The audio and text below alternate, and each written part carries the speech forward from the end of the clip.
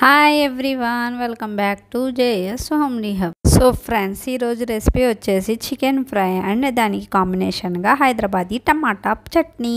ముందుగా కిలో చికెన్ని శుభ్రంగా కడిగి తర్వాత దాంట్లో ఉప్పు, కారం, పసుపు, ధనియా పౌడర్, గరం మసాలా, అల్లం వెల్లుల్లి పేస్ట్ వేసి బాగా కలిపి 1 అవర్ అయితే పక్కన పెట్టి తర్వాత దానికి సరిపడినంత ఆయిల్ వేసుకొని బాగా మరిగించుకొని మరుగుతున్న ఆయిల్లో చికెన్ వేసి మూత పెట్టి కొద్దిసేపు అయితే మగ్గించుకోవాలండి. దాంట్లో నుంచి వాటర్ వస్తుంది కదండి, అదే వాటర్తో నేనైతే ఈ రెసిపీ అయితే చేస్తానండి. ఎప్పుడు చికెన్లో వాటర్ అయితే వేయకూడదు, వేస్తే అంత టేస్టీగా అయితే ఉండదు. దగ్గరికి వచ్చే వరకు ఉంచి దగ్గరికి వచ్చిన తర్వాత 2-3 స్పూన్లు పెరుగు అయితే గిలక్కొట్టి వేసానండి. ఆ క్లిప్ అయితే మిస్ అయ్యింది. అలాగే సన్నగా తరిగిన కరివేపాకు లేదా చిన్న మెంతాకు అయినా చాలా టేస్టీగా ఉంటుందండి. ఇప్పుడు నా దగ్గర అది లేదని కరివేపాకు అయితే వేసాను.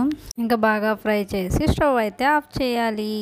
కాంబినేషన్గా హైదరాబాదీ టమాటా పచ్చడి అయితే చూద్దాం రండి. కిలో టమాటాలకు సరిపడంత ఆయిల్ వేసుకొని దాంట్లో శనగపప్పు వేసి వేయించుకోవాలండి. దాంట్లోనే కలోంజీ వేసి వేయించుకోవాలి, ఆప్షనల్. ఇది నల్ల నువ్వుల్లా ఉంటుందండి, అది వేసి వేయించుకోవాలి. సన్నగా తరిగిన వెల్లుల్లి, ఎండుమిర్చి, కరివేపాకు వేసి బాగా వేయించుకోవాలి. వేగిన తర్వాత 1 స్పూన్ వచ్చి అల్లం వెల్లుల్లి పేస్ట్ వేసి అది దాని పచ్చివాసన పోయేంత వరకు వేయించుకోవాలి. అలాగే దాంట్లోనే సన్నగా కట్ చేసిన టమాటాలు 1 కిలో వరకు వేసి మగ్గించుకోవాలి. 1 నిమిషం మగ్గిన తర్వాత దాంట్లో ఉప్పు, కారం, పసుపు, ధనియా పౌడర్, గరం మసాలా, చాట్ మసాలా వేయాలండి. అలాగే మూత పెట్టి దాంట్లో నుంచి వాటర్ వచ్చే వరకు ఉడికించుకోవాలి. అది ఉడికిన తర్వాత దాంట్లో చింతపండు రసం వేసి ఇంకా ఆయిల్ పైకి తేలేంత వరకు 10-15 నిమిషాలు అయితే ఉడికించుకోవాలండి. అంతేనండి, tasty tomato chutney and chicken fry అయితే రెడీ.